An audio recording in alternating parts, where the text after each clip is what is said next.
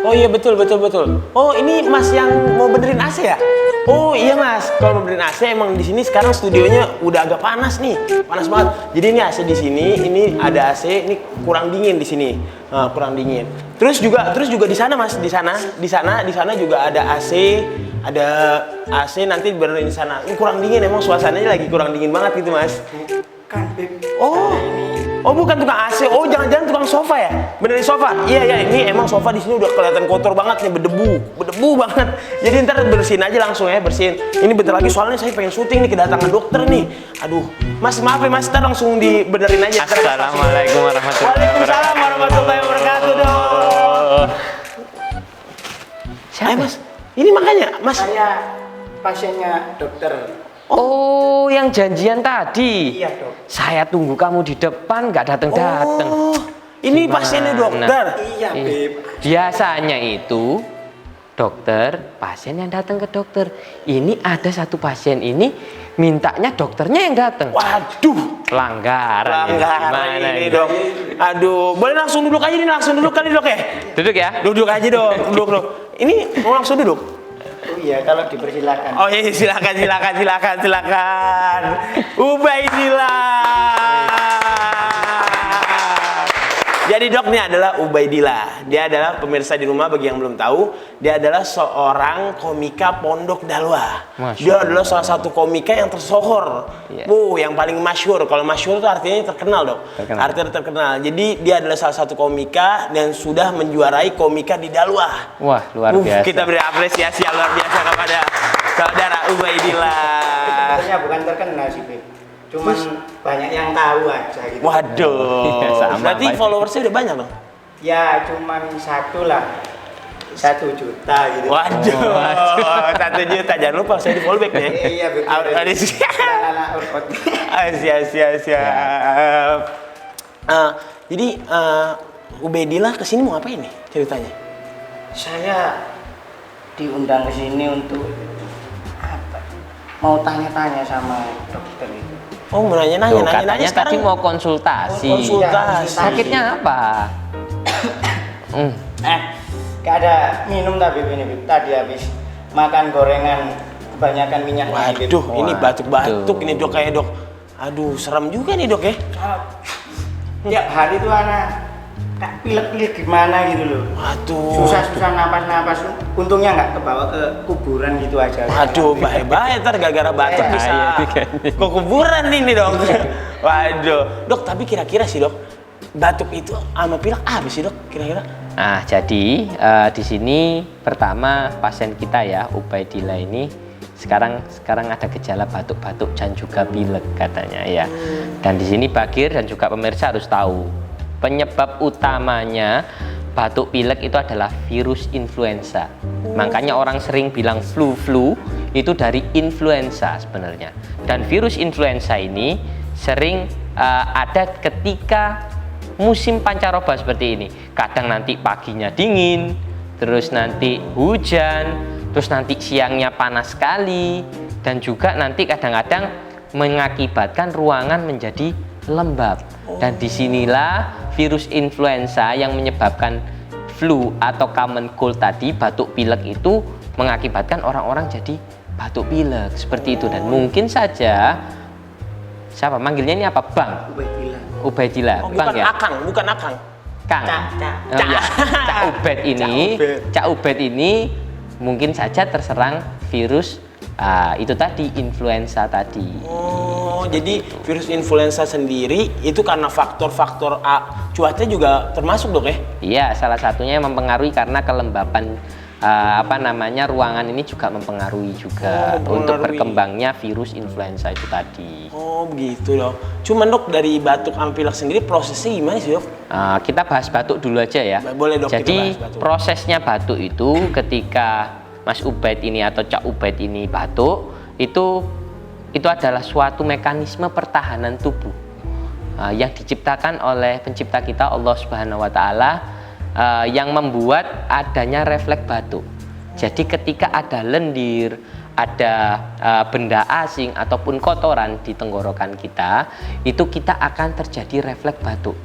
Dan alhamdulillah sekali kita diberikan itu. Bayangkan kalau kita tidak punya refleks batuk, bisa-bisa tadi kuman tadi, kotoran tadi bisa langsung masuk ke pernafasan, ke paru-paru kita. Nah, makanya kita harus bersyukur, tapi jangan bersyukur karena kita batuk, jangan salah paham ya. Ntar pada minta batuk semua dong. Iya, jangan. Maksudnya ketika kita terserang virus atau bakteri itu bersyukur masih ada batuk gitu loh. Kalau bisa ya kita jangan batuk gitu loh, jangan sampai kita batuk seperti itu. Paham ya? Oh, pemirsa di rumah. Jadi batuk itu suatu kehendak Allah Subhanahu wa Ta'ala, Dok ya. Betul, itu salah satu walaupun penyakit akan tapi bisa mencerna lendir-lendir. Yang Bukan mencerna, jadi dia membantu mengeluarkan. gitu, Dok ya, mengeluarkan. Betul. Oh, Pencernanya. Kayak usus. tapi Dok, sebenarnya dari batuk sendiri itu bisa menular gak sih, Dok? Ya, ini untuk batuk itu sangat sering sekali menular. Mungkin di sini Cak Ubaid sama Bagir mungkin pernah nggak sih kena kasus kayak gini? Misalkan ada nih salah satu temen atau mungkin pemirsa di rumah, salah satu teman kantornya, teman kelasnya tiba-tiba batuk atau pilek, terus habis gitu dia tetap masuk di kantor, sehingga tiba-tiba satu kelas ataupun beberapa orang dari teman kantornya pun juga ikut-ikutan flu. Pernah nggak kayak gitu? Pernah sih Dok. Bagir pernah. Jadi temen batuk itu ntar nggak lama Bagir ikut batuk, ntar nggak lama ngeluas batuk. Padahal awal yang batuk dia doang tuh, Dok. Nah, makanya. Berarti ruang lingkupnya cepet banget gitu batuk Nah, itu. ini perlu diperhatikan karena virus influenza atau bakteri apapun yang bersambungan dengan batuk ini, ketika dia ada suatu tempat yang mungkin tidak terlalu luas dan di situ ada banyak orang dan juga di sana hawanya lembab atau pakai AC, nah itu bisa mengakibatkan penularan yang sangat cepat. Nah, jadi penularannya itu macam-macam, Bagir. Bisa lewat apa? Macam-macam. Oh, bisa. Jadi penularan ini bisa lewat dari segi macam dari kelembapan atau dari suhu, itu bisa juga, Dok? Bisa. Jadi intinya untuk gimana sih caranya batuk ini bisa menular? Jadi ada beberapa cara. Yang pertama adalah melalui udara. Jadi melalui udara ketika orang batuk atau bersin ataupun pilek ya, misalkan hacim ya, seperti itu. Contohkan. Nah, seperti itu. Nah, ini ada droplet yang sudah ada di udara. Dan juga kemungkinan besar droplet itu menempel di benda-benda mati di sekitar orang itu. Sehingga ketika Bagir mendekat, waduh, ini bahaya, Dok. Bagir kena ikut batuk nih. Bisa tertular. Dan juga mungkin Bagir pegang pegang. Pegang dikit, Be. Waduh. Nah, mungkin Bagir pegang ini ketika megang ini, dan setelah itu Bagir mungkin membersihkan wajah dan lain-lain, akhirnya bisa jadi tertular. Dan juga yang paling sering kalau misalkan batuk atau bersin kan biasanya seperti ini, iya. Sehingga dropletnya semuanya penuh ada di telapak tangan. Nah, ketika ada di telapak tangan, Cak Ubaid ini mungkin bisa saja salaman dengan Bagir dan saya, sehingga kemungkinan menularnya itu cepat, apalagi ketika tadi di kelas, di kantor dan lain-lain itu bisa menular. Tapi kalau batuknya itu los, bukan ditutup, itu bagi-bagi barokah takutnya. Gitu, Ya itu makanya takutnya menular lewat udara itu tadi. Tutup gigi gitu nggak apa-apa. Berarti tadi Bagir habis salaman sama dia? Nah, Ini, Dok. itu harusnya cuci tangan. Cuci tangan, Beb. Di Iya. rumah biturop apa. Pernah nggak tadi sebelum kesini salaman sama siapa aja? Wah, banyak. Dok, sama teman-teman tadi di jalan-jalan, teman saya salamin. Pokoknya, kawan. Saya salamin semua. Astagfirullah, Dok. Tadi Bagir pas di pondok itu Bagir kan pernah kena batuk juga. Iya. Itu setelah itu Bagir cium tangan sama Ustadz. Nah itu. Sama ini, waduh. Ya itu kan kita juga harus menyayangi teman-teman kita, menyayangi ustadz-ustadz kita, guru-guru kita. Jadi ketika kita dalam kondisi flu atau batuk atau pilek, alangkah baiknya kalau kita istirahat ada di rumah. Atau ketika di pondok istirahat ada di Kismuseha. Atau ketika misalkan sekolah istilahnya istirahat dulu. Supaya apa? Tidak menularkan ke yang lain. Dan tadi kalau misalkan kayak gitu harus tanggung jawab, belum beliin vitamin teman-temannya loh. Waduh, dosa ini. Dosa. Habis ini beliin obat aja. Itu kejamun. Oh gitu dok. Terus abis itu kalau masalah batuk dok, batuk sendiri itu nularnya itu cepat gak sih dok?